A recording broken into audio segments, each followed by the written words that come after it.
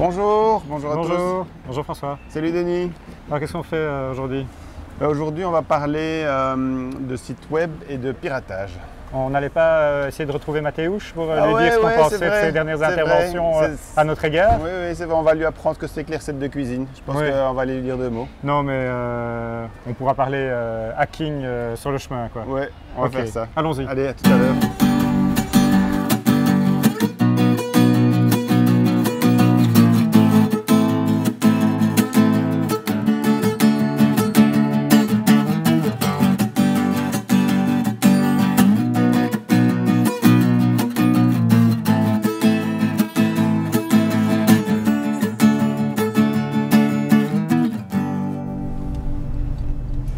Bon, avant de trouver ce vieux lascar, bon, le hacking, c'est le truc qui arrive qu'aux autres, qu'aux gros sites, où c'est un risque qui peut se présenter pour tout un chacun. En fait, c'est un risque qui arrive à tout le monde. Même les agences qui ont leur propre CMS qui garantissent à leurs clients qu'en fait ils sont tellement peu connus qu'il y a peu de risques qu'ils soient hackés. En fait, presque aucun site web, aucune application ne sait résister au hacking. Alors, dès qu'on met quelque chose en ligne, c'est un danger potentiel. Ah oui, il y a les différentes façons de pouvoir rentrer à l'intérieur d'un site sont quand même légion et très nombreuses. Et pourquoi les gens font ça? Enfin, pourquoi il y a des hackers? Pourquoi est-ce qu'ils ont envie de... Alors la chose la plus connue, mais qui est en fait la moins importante de toutes, c'est ce qu'on appelle le defacing. Donc c'est les gens qui veulent rentrer dans ton site et qui veulent changer la homepage ou dire qu'ils sont passés par là, ou bien s'ils ne sont pas d'accord avec ton organisation ou la thématique de ton organisation, ben, ils viennent mettre un slogan contraire à tes valeurs. Okay. Donc ça, mais ça, en fait, c'est 25% des hackings qui sont découverts. Donc on pourrait croire que c'est beaucoup, mais ça fait que 75% des autres attaques ont des buts qui sont plus pervers ou plus malicieux. Et quels sont ces buts? Si c'est pas de juste faire j'ai pris le contrôle de ton site, qu'est-ce qu'ils veulent ces hackers? Ben, je dirais que une grosse partie, en fait, les gens, enfin les hackers ou les robots qui passent, veulent surtout utiliser les ressources de ton serveur. Donc ils veulent installer leurs propres applications qui vont fonctionner dans les coulisses de ton site. Donc ils vont laisser ton site quelque part inoffensif et ils vont utiliser la performance et les ressources de ton site pour, par exemple, faire du spam, envoyer des mails. Donc c'est pas inhabituel de voir qu'un serveur envoie, par exemple, plusieurs centaines de millions d'emails par jour de spam adressés à la terre entière. Donc avant tout, ils cherchent de la puissance de calcul, voilà. L'exécution. La puissance d'exécution. Ça peut par exemple aussi servir pour les attaques DOS, donc attaquer des sites ciblés. Et quand on a, je sais pas moi, 1000, 10 000, 100 000 sites qui ont été hackés, on peut rediriger la puissance de ces serveurs-là pour créer des fausses visites sur des sites qui doivent être attaqués, qui doivent tomber. Donc ça, c'est un autre exemple. Donc le hacker, quand il veut faire ça, il a tendance à quoi? Être discret. Il y a les 25% qui revendiquent, et puis donc il y a 75% des hackings qui sont faits en douce. Qui sont faits en discret. Et une des grandes techniques, c'est une fois qu'on est rentré dans une place, on va attendre pendant plusieurs mois avant d'utiliser la ressource. Parce qu'en gros, ça va permettre d'infecter les backups du site. Et donc le jour où on se rend compte qu'on est infecté et qu'on veut remettre une ancienne version du site, quand la société qui fait l'infogérance a proposé des bonnes procédures de travail, là, en gros, tu réinstalles une version qui est déjà corrompue. Donc ils sont toujours dans la place. Donc il y a des hackers qui attendent... parfois plus de 3 mois. D'accord. Avant de porter, de faire usage des ressources qu'ils veulent détourner, de souvent alerter les personnes qui gèrent le site ou le serveur, et ces personnes ont beau avoir été prévoyantes, si elles ne l'ont pas été dans des mesures hors du commun ou vraiment coûteuses, Ça sert à... Enfin, Ça sert à- l'attaque est... Ah oui, l'attaque est- recommence. D'accord. Et donc voilà, donc Et c'est ça que tu appelles le rodeo hacking. le rodeo hacking, ben oui, le but c'est de rester dans la place le plus longtemps possible et de ne pas se faire, éjecter trop vite. Et donc voilà, il faut regarder, on pourrait prendre des exemples avec un plugin WordPress très connu, un plugin de slider ou un plugin de formulaire qui se fait hacker. C'est des plugins qui sont installés sur des centaines de milliers, voire des millions de sites. Oui. Et Et donc c'est une porte ouverte. voilà, et donc en 2-3 jours, tu as des centaines de milliers de sites qui sont infectés. D'accord. Et tenant compte du fait que peu de gens mettent à jour régulièrement et suivent les systèmes de mise à jour, ben ça donne des opportunités de... Ah, moi, il m'est déjà arrivé de tomber comme ça sur des sites qui sont, je vous en prie mademoiselle, qui sont théoriquement dédiés, je sais pas, à une société ou autre. Et puis, étrangement, on peut, quand on cherche dans Google, trouver du Viagra ou du Cialis, Ouais, enfin, ouais. des produits pharmaceutiques qui sont vendus sous ces sites.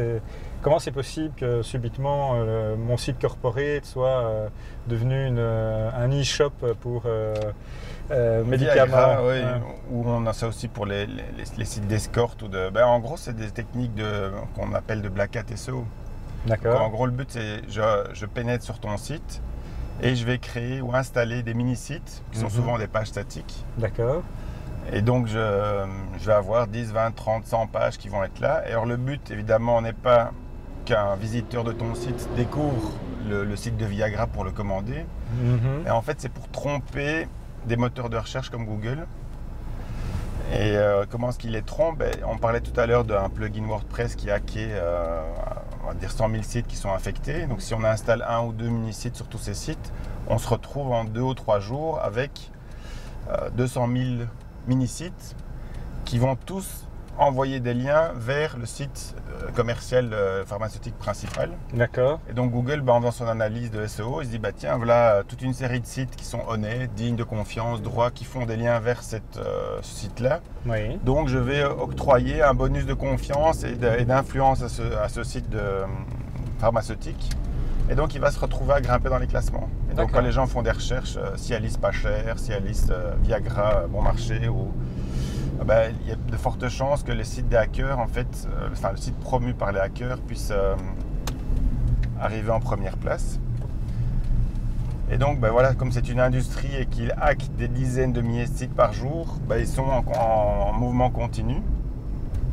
Et donc, il faut imaginer que les rapports de force entre les bandes de pirates et ces industries-là sont vraiment très très forts. Donc, ils mettent vraiment énormément d'énergie et d'argent dans cette course à la popularité pour Google.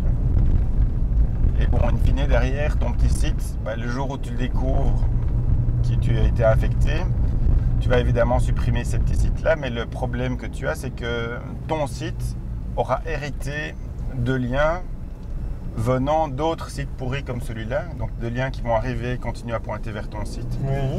Et donc à terme, ça donne un très mauvais signal à Google puisque tu as des 404. Voilà, tu as des 404, mais c'est sur surtout du contenu piraté.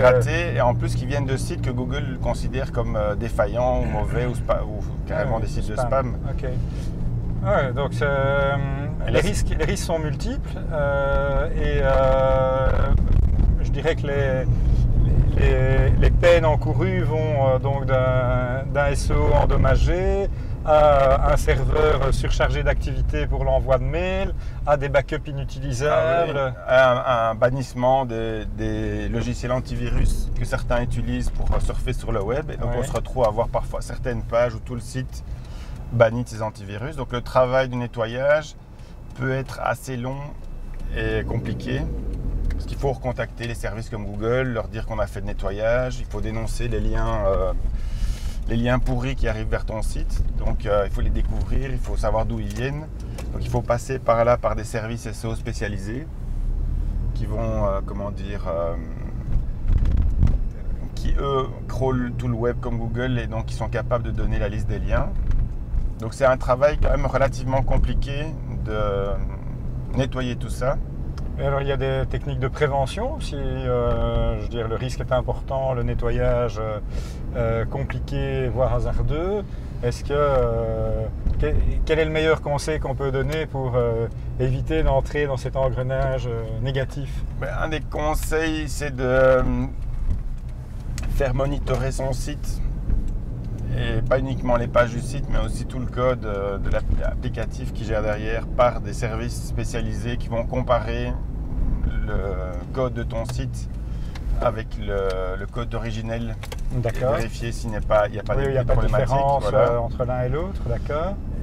Ça, on s'assure de l'intégrité de son site par rapport à la source originelle. Oui, et donc on vérifie, on met des systèmes d'alerte sur des outils qu'on utilise au quotidien, donc des emails, Slack si on utilise des systèmes de messagerie contemporains.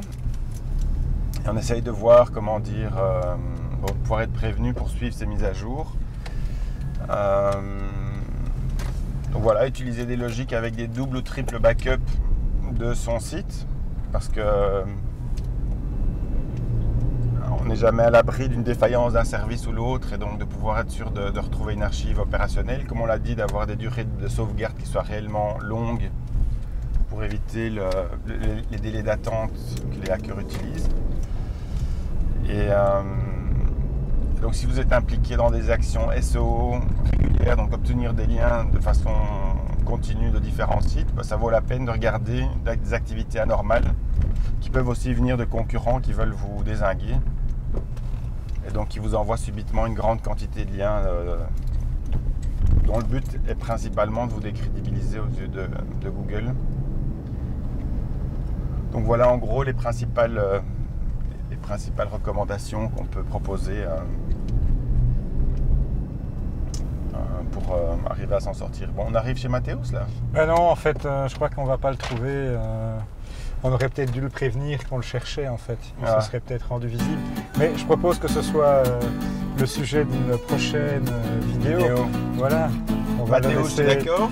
On va le laisser nous répondre. Chez toi. Merci. Merci beaucoup, à bientôt, au revoir.